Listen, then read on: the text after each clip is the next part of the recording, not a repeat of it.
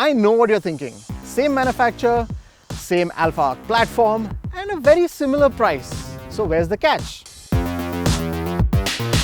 With two cars built from the same base but with such different curb weights, body style and wheelbase as well, surely there's a difference in the way that they brake, ride and corner. The Punch just won our off-road test, but the Altroz is the fastest hatch we've chucked through that corner. Will the Punch manage to topple it from its perch, or will it just topple? One of these is a diesel and the others are petrol. Let us know if you're on team diesel or team gasoline in the comments. And while you're there, don't forget to like, subscribe and share. The Altroz managed 70 kmph the last time around, so that's the target for the Punch. But we like to build up speed through the corner first, so the first run was taken at 60 kmph.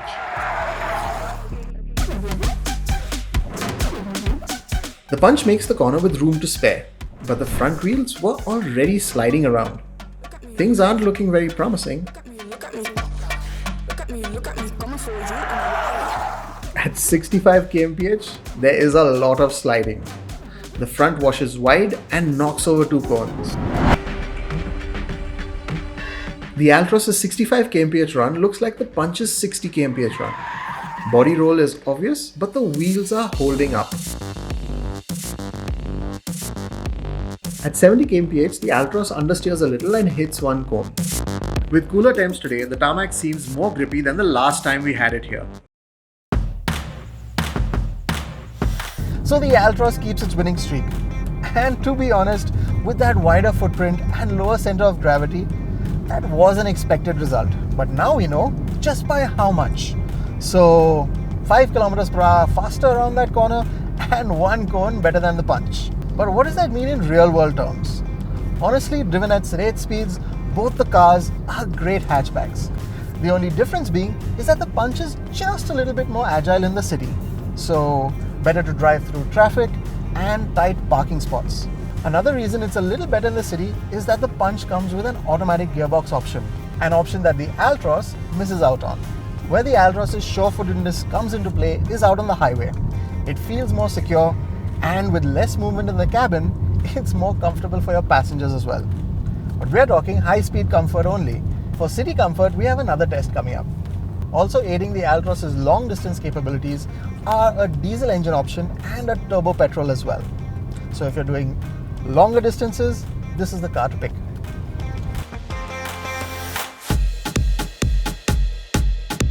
It's a similar story in the braking stats. The Punch, with its weight held higher up, takes a few more feet to come to a stop from both 100 kmph and 80 kmph.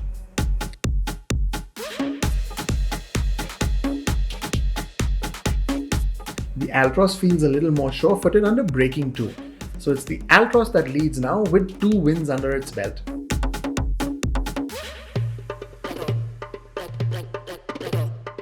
In terms of ride, it's a closer fought battle over bumpy conditions like this.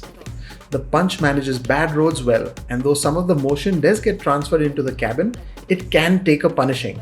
Also evident from the head-on footage is the better real-world ground clearance of the Punch.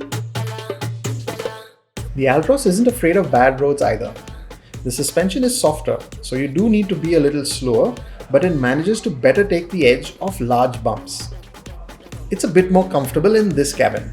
On tarmac, the Altroz again rides smoother. It takes the edge of most bumps, while in the Punch, the stiffer suspension means the sharp bumps and speed breakers need to be taken with more care.